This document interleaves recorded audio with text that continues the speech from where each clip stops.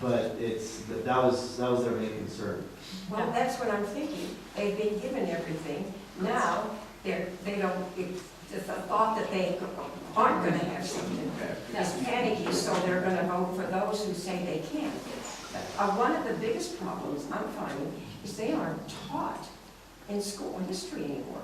Not only history of this country, but history of other countries. Well, you saw in San Diego, I believe, they said that they weren't going to use the term founding fathers anymore, Yes. because that was I don't know, it was racist or something. They repealed. I mean, they took that back very, very quickly after the backlash that they received. But they were out there trying to say that founding fathers is a bad word.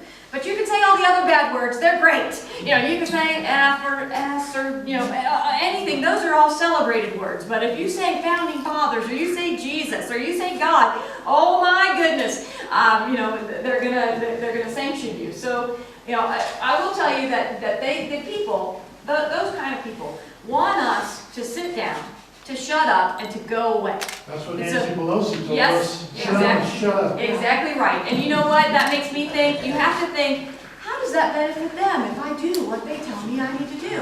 And so at every turn, I am standing up, I am being loud, and I am being present. And all of us here have to too. And we have to get our friends who sometimes are shyer about doing it if we want to save the country. We have to get over the shyness, and we have to do what we need to do to save this great free nation. I'm gonna pass on. Okay? I heard there was a third, I got two-part question. Yes. I heard there was a third runner against McCain. How does that stack up? And the second part of my question before the answer is, how about larger car stickers so we can... Okay, Stephen, you hear that? Larger car stickers. You know, not just the round ones. But the round ones were donated to us. So, you know, hey, it's good fiscal conservatism, I'm going to use it. But we are looking to do that. Now, in terms of other people running in the race, I do want to see this come down to a two-man race. Well, a one-woman, one-man race. And eventually a two-woman race in the head-to-head matchup for the general. But right now there are two other guys that have thrown their hats in the rings. And actually, they put their hats in the ring before I did. Now, I will tell you that we don't just call dibs on the office. We don't say, hey, I'm first. I can be the senator. Because, you know, well, we don't know who's going to call first. And the issue with them is that they haven't been able to get any traction. They can't raise any money. They don't have grassroots support. They have a few people here and there. I mean, it's funny because if you look at the Facebook pages of the people that are in, one guy has a lot of people on there, but no one ever likes anything. And no one ever talks to him, and no one ever says anything because you can purchase those likes. And they're like robots that just off your number but do nothing to do, you know, other than seek to deceive people that people are actually behind them. But if you, and with Alex in particular, if you look at the engagement, because we watch that in terms of our digital strategy, the engagement for our page is 9 to 10 times higher than his page. And we are actually 2 to 3 times higher than Senator McCain's page as well. Because I interact with the people that are on there. It's not a robot, and it's not a 20-year-old staff member that's doing the interacting. You know, it's actually me. And so that makes a big difference. And with Alex in particular, because he's out there, you know, really trying to get his foot in the door. I don't really know why. There's been some things that come out that make me worry, because I don't want to have somebody who's actually on McCain's team trying to split the vote. But I don't worry about it that much, because my goal is to get 50% plus one, no matter how many people are in the race. So I'm working very hard so that I don't have to just get 33 and a third, you know, plus one. I want to get 50% plus one. And I was successful in the three-way primary, my first run. Everyone told me I was going to lose. I looked, other than my family, my mom back there. My family, they told me you're going to win. But everyone else, including my own consultant, said, you know, you're going to lose. You need to get out of this race. Go in the House race. You'll have a lot better chance to win. And because I was running against a presumed incumbent, she was turned out of her seat. She had been in for 8 years, and she was running for her seat in the Senate to scoot over. And a gun shop owner.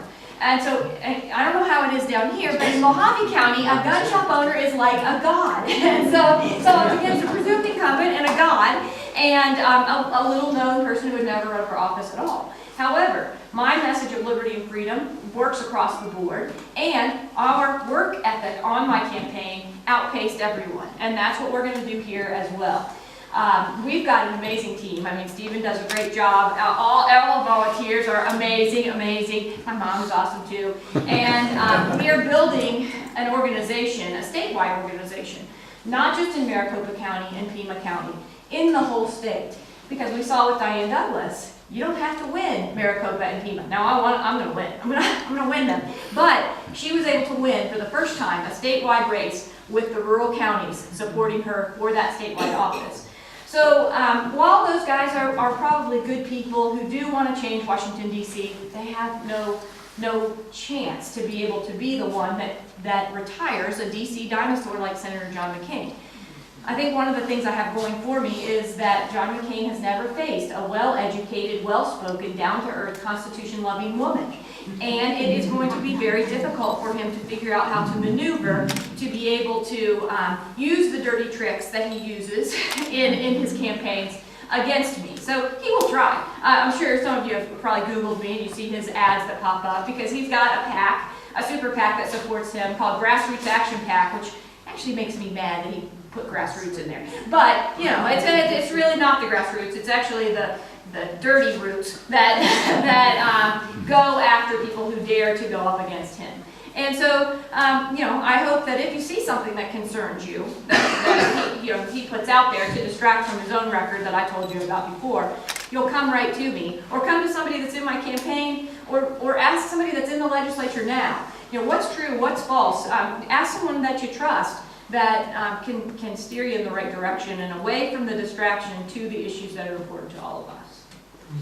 A chance of a debate between you and McCain? Well, let's hope so. I will not be the limiting factor, I can tell you that. I doubt that Senator McCain will agree to debate until after all of the signatures are turned in, because, you know, our signature requirements, that'll be after June 1st, to see who's actually on the ballot. And, you know, I've got the other guys that are like, she won't debate me. I'm like, well, it's not my job to increase your profile by bringing people together that want to come and hear me, who's going to take on McCain, and then you guys just happen to be there. And I know that might sound mean, but, you know, it's not my job to increase their profile. It's my job to fight against John McCain so that I can win, so that I can get to Ann Kirkpatrick and take her down, too. Because we don't want somebody who's voted nearly 100% of the time with Barack Obama. Are you rounding me up? Another question. Here we are. Are you giving me the hook? Here we have a question. Just real quick, first off, thanks for stepping up to ward us off of McCain. Thank you. Yeah, ward off, that's right.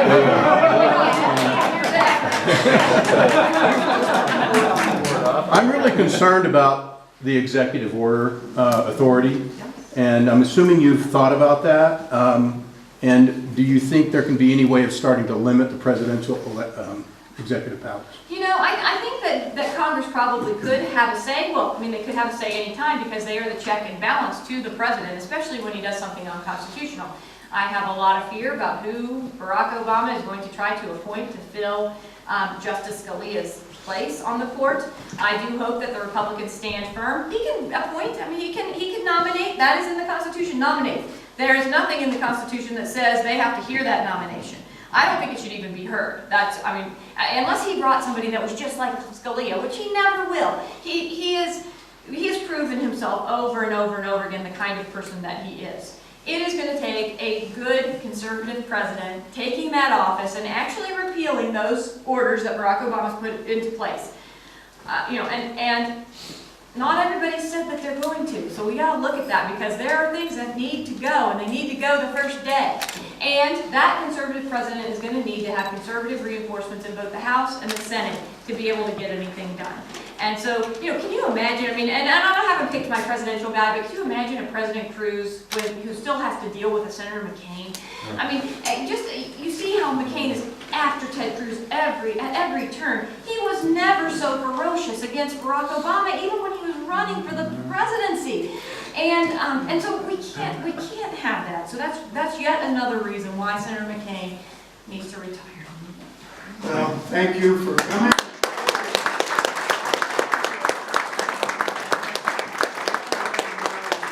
The enthusiastic team that you brought with you. Okay, everybody, let them say their name. Go ahead, Michael. Michael. Steven. No, John's not really on the team.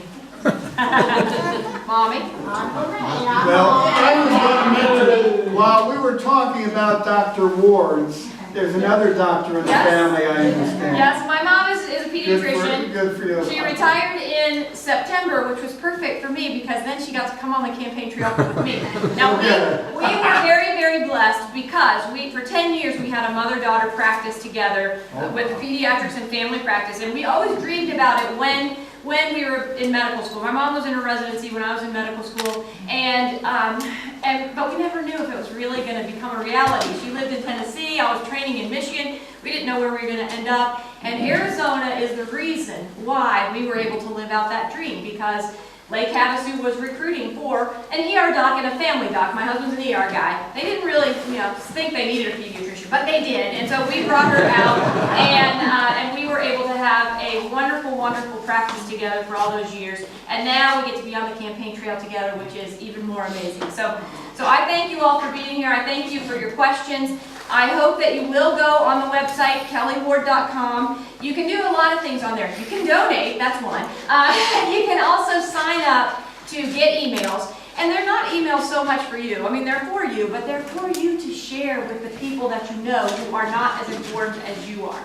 So you can send those to your email list. You can also sign up to find out when I'm going to be in your area, or if you travel the state, when I'm going to be wherever it is that I'm going to be, so that you can bring people or you can come back and see me again and make sure that I'm saying the same thing over and over and over again, which I do. Yes, but I don't change my tune depending on the audience that I'm speaking to. I think that people are sick of that pandering. They're sick of the, I'm with this group of these people, I need to answer questions this way. Oh, I'm with these other people, I need to modify that answer. And I have been asked, when I go up against Ann Kirkpatrick, am I going to modify my message? And I say no. I mean, no, I'm not. I'm going to continue my message of liberty and freedom that resonates with people regardless of race, regardless of age, and regardless of political ideology, because it is a winning message. And so I hope you will sign up on the website. I hope you will join me on Facebook and Twitter. Kelli Ford for Arizona, Kelli Ford AZ. The important thing to remember is it's Kelli with an I, because I care about the people. So I know that that's cheesy, but it will make you remember to go to the right place. And I appreciate your support, I appreciate your vote, and I look forward to continuing this two-way communication. The last act. Is make one person happy. Yes. All right, exactly. All right. 032-6-6-4-7. 647. Do we have a winner? Here we are. Last time I did that, as I was drawing, the guy said, "Hey, if you draw my number, I'll vote for you." That's number I drew his. And then someone said, "You just bought a vote." I was like, no. I got a vote.